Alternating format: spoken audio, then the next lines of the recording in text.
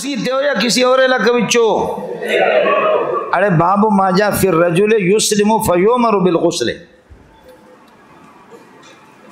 باب نمبر 131 حدیث نمبر 355 مل گیا؟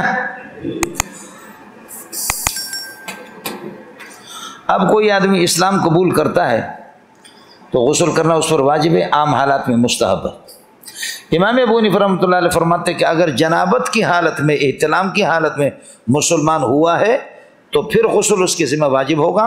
اور وَإِن كُنتُمْ جُنُبًا فَطَّهَّرُوا، یہ خطاب ہے مسلم کو، چاہے جدید الاسلام ہو یا قدیم الاسلام، جنوبیوں کو، چاہے وہ جنوبی جدید الاسلام ہو یا قدیم الاسلام۔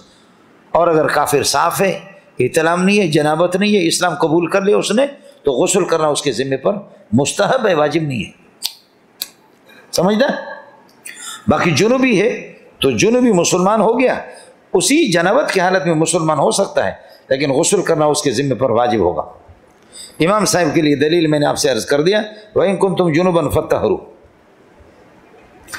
امام شافعی رحمۃ اللہ علیہ فرماتے ہیں چاہے جنابت کی حالت میں ہو، احتلام کی حالت میں ہو، جب مسلمان ہو گیا تو بس جنابت ختم ہو گئی، احتلام ختم ہو گیا، یہ پاک ہو گیا۔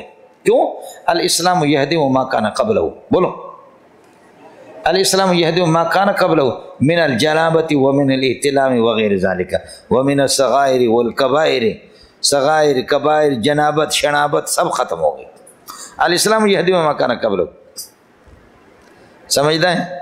جواب یہ ہے کہ اس حدیث کا تعلق احداث کے ساتھ نہیں ہے۔ آپ بتاؤ کہ اگر یہ آدمی بے وضو تھا، اسلام اس نے قبول کر لیا، اس کی بے وضوئی کو اسلام نے ختم کر دی، وضو والا بن کے جا کر نماز پڑھے گا؟ یا کپڑے اس کے ناپاک تھے، الاسلام یہدم ما کان قبلہ، اسلام سب کچھ صاف کرتا ہے، تو اب یہ نماز پڑھ سکتا ہے؟ تو آپ بھی کہتے کہ وضو بنائے گا۔ تو جب حدث اصغر کو اسلام مٹا نہیں سکتا تو حدث اکبر کو کیسے مٹائے گا؟ آپ کو مسئلہ سمجھ آ گیا؟ دوسرا مسئلہ یہ، حدم کا تعلق وجودیات سے ہوتا ہے، منڈیا حدم کا تعلق وجودیات سے ہوتا ہے، عدمیات سے نہیں ہوتا۔ یہ دیوار وجودی، اس کو بم لگا کر کے گرا دو، سمجھے؟ اور جنابت کس کو کہتے ہیں؟ جنابت کہتے ہیں کون الانسان غیر مغتسل، آدمی غسل والا نہ ہونا۔ جنابت کہتے ہیں عدم طہارت کو، جنابت کہتے ہیں عدم الغسل کو۔ الاسلام یہدم ما کان قبلہ، اسلام وجودیت کو گرائے گا نا، یہ عدمی چیز ہے، اس کو کیا گرائے گا؟ کس کو سمجھ میں آ گیا؟ یہ امام صافی کو ہم نے جواب دیا، امام صافی کو۔ امام مالک اور امام احمد رحمۃ اللہ علیہ فرماتے ہیں حالت کفر میں اس نے غسل کیا ہے یا نہیں کیا ہے، کافر اہل نہیں ہے غسل کو ختم کرنے کا، جنابت کو اٹھانے کا، اس لیے کافر نے جو غسل کیا وہ غسل معتبر ہی نہیں ہے۔ لہذا اسلام قبول کرنے کے بعد ہر کافر کے ذمہ پر، چاہے حالت کفر میں جنابت میں تھا، احتلام میں تھا یا نہیں تھا، اور اس نے جتنا غسل کیا وہ معتبر نہیں ہے، لہذا اللہ کا بھلا کرے اسلام قبول کرنے کے بعد اس کے ذمہ پر غسل واجب ہوگا۔ سمجھنا؟ جواب یہ ہے کہ کافر دھوبی کپڑوں کو دھوئے، کپڑے پاک ہوں گے نہیں پاک ہوں گے؟ کافر دھوبی کپڑوں کے دھونے سے کپڑے پاک ہو جاتے، لہذا بدن کو اپنا دھویا، غسل کیا، یہ بھی پاک ہو جائے گا، لہذا فلا تو گڑ گڑ گڑ گڑ نہ کرو۔ منڈیا امتحانی جگہ ہے، امتحانی جگہ ہے، امتحانی جگہ ہے، امتحانی جگہ ہے، امتحانی جگہ ہے۔ باب ما جاء في الرجل يسلم فيؤمر بالغسل وبه قال حدثنا ابن كثير العبدي وقال اخبرنا سفيان قال حدثنا غيران خليفة بن حسين عن جده قيس بن عاصم قال اتيت النبي صلى الله عليه وسلم اريد الاسلام، میں حضرت کے پاس آ گیا۔ حضرت عاصم رضی اللہ تعالیٰ عنہ فرماتے ہیں جدی قیس بن عاصم، قیس بن عاصم کہتے ہیں حضرت کے پاس آ گیا، اريد الاسلام، میں اسلام چاہ رہا تھا، فامرني، حضرت نے مجھے حکم دیا ان اغتسل بماء وسدر، پانی اور بیری کی پتی ملا کر کے، یہ نظافت کے لیے غسل تھا، اور پھر اس کے علاوہ لاکھ کے تعداد میں صحابہ نے اسلام قبول کیا، نبی نے کسی کو بھی حکم نہیں دیا، سمجھے؟ تو معلوم یہ ہوتا کہ یہ نظافت کے لیے، ورنہ ابو بکر عمر عثمان علی کو کس کو حکم دیا کہ غسل کرو؟ اگلے والے مسئلے کو سمجھ لینا، اگر مزہ نہ آ جائے تو اپنے پیسے واپس لینا۔ وبه قال حدثنا مخلد قال حدثنا ابن قال اخبرنا رجل قال اخبرت ان اسيم بن كليب بن نبي عن جده انه جاء الى النبي صلى الله عليه وسلم فقال قد اسلمت، انہوں نے کہا، فقال له النبي صلى الله عليه وسلم القي عنك شعر الكفر، کفر کے بال بھی ہٹا دو، امام ابو داؤد کہتے ہیں کہ کفریہ بال بھی اسلام لانے کے بعد قابل زوال ہے، ازالہ ہے، قابل ازالہ ہے، تو غسل بطریقہ ولائی لازم ہوگا. اس کو سمجھ میں آ گیا، یہ ہے جندا پتر ہے. اس طرح استدلال ثابت کرا. فقال، اس لیے ان چیزوں کو نوٹ کیا کرو، پھر ترجمہ کے ساتھ جڑتے بھی نہیں ہیں. فقال له نبی صلی اللہ علیہ وسلم الکین کا شان الکفر یقول اہلک، حلق کر دو اللہ کا. قال واخبرنی آخر، دوسرے نے بتایا نبی صلی اللہ علیہ وسلم قال آخر میں الکین کا شان الکفر، کفری بالوں کو بھی ہٹا دو، وقت اور خط نہ کرو. باب المرأة تغسل صبح الذي تلبس فيه حیض، حیض کے دوران جو کپڑا خاتون پہنا کرتی ہے اب پاک ہو گئی تو اس کو دھوئے گی نا، تب تو نماز پڑھے گی. اس میں ظاہر ہے کہ حیض کے قطرات مطرات لگی ہوں گے. وبه قال حدثنا ابن عمر قال، کوئی قال مالا کچھ بھی نہیں ہے. وبه قال حدثنا ابن عمر قال حدثنا عبد السلام بن الوارث قال حدثني ابي قال حدثتني ام الحسن يعني جدة ابي بكر الادوي معاذة قالت سئلت عائشة رضی اللہ تعالی عنہا الحائض يصيب ثوبها الدم، حائض سے پوچھا گیا کہ جس کے کپڑے کو خون لگے. قالت تغسله، دھوئے گی. فإن لم يذهب اثر، اگر اثر ظاہر نہ ہو جائے فلتغير بشيء من صفرة، پھر اس پر کوئی گولڈن رنگ لگا دے. حیض کا دھبا جب پڑ جاتا ہے نا، حیض کا دھبا جب کپڑوں پہ لگ جاتا ہے اس کو دھویا لیکن زائل نہیں ہوتا، اگر اثر نہ جائے فلتغیر بشیء من صفرۃ، ارے کچھ گولڈن رنگ کوئی چیز لگا دے اس کو، ورنہ عورت ہے. وقالت ولقد كنت احيض عند رسول الله صلی اللہ علیہ وسلم حیض جميع، تین حیض مسلسلات، لا اغسل لثوبا، کپڑے میں دھو نہیں پاتی تھی. اس کے بعد پھر وبه قال حدثنا ابن كثير العبدي وقال اخبرنا ابراهيم بن نافع قال سمعت الحسن يعني بن مسلم يذكر عن مجاهد قال قالت عائشة ما كان لهدان الا ثوب واحد، ہمارا ایک ہی کپڑا ہوتا تھا تحیض فی، اسی میں حیض کے دن گزارتی تھی. فاذا اصاب شيء من دم، اور جب خون لگ جاتا تھا کپڑے کو تو بلت بریقها، اپنے تھوک کے ساتھ اس کو تر کر دیتی. تھوک سے کوئی اللہ کا بھلا کریے کہ صفائی نہیں ہوتی. البتہ یہ ہوتا ہے جیسے میں نے آپ سے عرض کیا کہ چائے گر جاتی ہے تو اس پر فوراً پانی لگاؤ، ورنہ یہ کہ وہ سوکھ گیا تو پھر صابن سے بھی صاف نہیں ہوتا. وہ تو جہاں پر یہ خون لگتا ہے اس خون کو تھوک لگاتے تاکہ پھیل جائے، سمجھے، صفائی اس سے نہیں ہوتی تاکہ وہ پھیل جائے. ثم قصعت بریقها، پھر اس کو ملتی تھی. قصعت دلکت کے معنی میں تھوک لگا کر کے تر کر دیتی تھی. ثم قصعت بریقها، پھر ملتی تھی، اس کو ملتے تھے تاکہ وہ پھیل جائے اور پھر یہ کہ پاک ہو جائیں گے تو اس کو دھوئیں گے.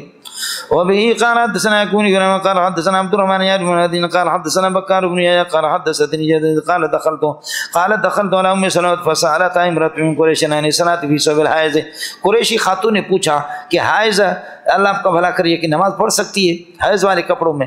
فقالت ام سلمة قد كان يصيبنا الحيض على عهد رسول الله صلی اللہ علیہ وسلم، حضرت کے زمانے میں حیض آیا کرتا. فتلبس احدانا ایام حیضها، حیض کے دنوں میں بیٹھتی تھی انتظار کر. ثم تطہر، پھر طہارت. فتنظر الثوب الذي، اس کپڑے کو دیکھتی تھی، وہ کپڑا الذي كانت تتقلب فيه كما تمشي فيه، جس میں پڑھتی تھی چلتی تھی، سمجھے، تتقلب و تمشی کے معنی.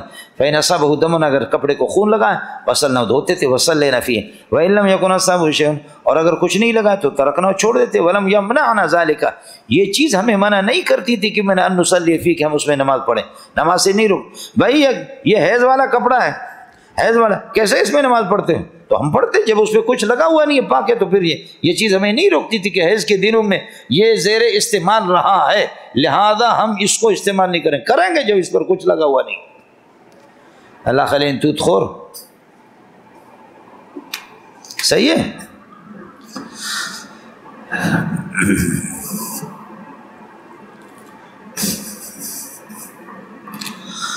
وَأَمَّا الْمُمْتَشِطَةُ فَكَانَتْ إِحْدَانَا تَكُونُ مُمْتَشِطَةً، کنگھی کر کے اپنے بالوں کو اللہ کا بھلا کرے. فَإِذَا اغْتَسَلَتْ، غسل کرتی، لم تنقض ذَلِكَ، اپنے بالوں کو کھولتی بھی نہیں تھی. وَلَكِنَّهَا تَحْفِنُ عَلَى رَأْسِهَا ثَلَاثَ حَفَنَاتٍ، مینڈیاں بندھی ہوئی ہے اور اللہ کنگھی کر کے بندھی ہوئی ہے، اس کے اوپر یہ کہ لپ بھر کر کے پانی ڈالتی تھی. فَإِذَا رَأَتِ الْبَلَلَ فِي أُصُولِ شَعْرِ، بالوں کی جڑوں میں جب تری محسوس کرتی تھی، دیکھتی تھی تو دلکت اس کو ملتی تھی. ثم افاضت علی سائر جسد، پھر پانی بہا دیتی. وبه قال حدثنا عبد الله بن محمد النفيلي قال حدثنا محمد بن سلمة عن محمد بن اسحاق عن فاطمة بنت المنذر عن اسماء بنت ابي بكر قالت سمعت امرأة تسأل رسول الله صلی اللہ علیہ وسلم كيف تصنع يدان في ثوبها، حضرت سے پوچھا ایک خاتون نے کہ کیا کرے اپنے کپڑے سے کوئی خاتون. اذا رأت الطهر، کہ جب طہارت آ جائے اب حیض والے کپڑے کو کیا کرے. اتصلی فی، قال تنظر، اس کو دیکھے. فإن رأت فيه دما، اگر اس میں خون ہے، فلتخرس بشیء، اس کو مل دے کسی چیز کے ساتھ، من ماء، پانی کے. ولتنزع، اور دھوئے، ما لم ترى، ما اس جگہ کو دھوئے، غسل خفیف کہ لم تر جہاں پر گند نظر نہیں آ رہا، یعنی اس کے آس پاس کو خیال کر لینا۔ اس لتنزہ ما لم تر کا دو معنی ہے، ایک یہ ہے کہ یہاں گند لگا ہوا ہے، اس کو دھوئے، اس کو تو دھوئے، اور ولتنزہ ما لم تر، اور جس میں گند نہیں دیکھ رہی ہے آس پاس والے اس کو بھی احتیاطاً دھوئے، اس کے آس پاس، ٹھیک ہے، ایک معنی اس کا یہ ولتنزہ، اور دھوئے ماں اس حصے کو لم ترہو کی جس میں گند نظر نہیں آ رہا، یعنی آس پاس گند کے آس پاس والے کو، آس پاس اس کو تو دھوئے گا۔ دوسرا معنی یہ ماں کا مادامہ ہے کہ جس پر گند لگا ہوا خون اس کو اتنا دھوئے، ما لم تنزہ ما لم ترہو، لتنزہ دھوئے ماں جب تک لم ترہ، یہاں تک کہ خون بالکل نہ دیکھے بند ہو جائے تو پھر دھونا بند کرے۔ کس کو سمجھ میں آ گیا؟ اس وقت ماں مادامہ کے معنی میں ہوگی۔ منڈیا تسی ایتھے ہو یا کسی اور علاقے وچوں؟ ایتھے ہو؟ وبه قال حدثنا عبد الله بن مسلمة بن مالك عن هشام بن عروة عن فاطمة بنت المنذر عن أسماء بنت أبي بكر أنها قالت سألت امرأة رسول الله صلى الله عليه وسلم فقال يا رسول الله أرأيت إحدانا إذا أصاب صوب الدم من الحيضة، حیض کا خون لگ جائے کیف تصنع؟ قال إذا أصاب إحداكن الدم من الحيض فلتخرسه، اس کو مل دے، ثم تنزه بالماء، پھر پانی سے اس کو دھو ڈالے، ثم تصلي فيه، پھر اس میں نماز پڑھے۔ وبه قال حدثنا مسلم قال حدثنا مازن وبه قال حدثنا مسلم قال حدثنا عيسى بن يونس وبه قال حدثنا موسى بن اسماعيل قال حدثنا مازن يعني مسلمة عن هشام بهذا المعنى، يعني حدثنا بهذا المعنى المذكور۔ قال ہوتی ہے، اس کو کھرچ ڈالے، ثم خرسی بالماء، پھر پانی سے مل دے، ثم انزحیہ، پھر اس کو دھوئے۔ وبه قال حدثنا مسدد قال حدثنا يعني بن سعد يعني بن سعيد قال سفيان قال حدثنا ثابت قال حدثنا ابن دينار قال سمعت قيس بنت محصن تقول سألت النبي صلى الله عليه وسلم دم الحيض يكون في ثوبه، میں نے حضرت سے دم حیض کے بارے میں پوچھا جو کپڑے میں لگا۔ قال حکیہ بذلع، کسی اللہ کا بھلا کرے، ذلع کا معنی عود، سمجھے، لکڑی کے ساتھ، سمجھے، لکڑی اس کے ساتھ اس کو یہ ہے کہ اللہ کو کھرچ ڈالے، وغسلی بماء وسدر، پانی اور بیری کے پتوں سے دھوئے۔ وبه قال حدثنا نفيع قال حدثنا سفيان بن جنان عن عائشة قالت قد كان يكون لهدانا الدرع فيه، قمیص ہوتی تھی، تحیض فيه تحیض، اس میں حیض، وفيها تصيبه الجنابة، اسی میں جنابت، ثم ترى فيه قطرة من دم، اور اس میں خون لگتا، فتقصه بريقها، اس کو ملتی تھی اپنے ایک تھوک لگا کر کے، وہی مقصد جو پہلے آپ کو بتایا۔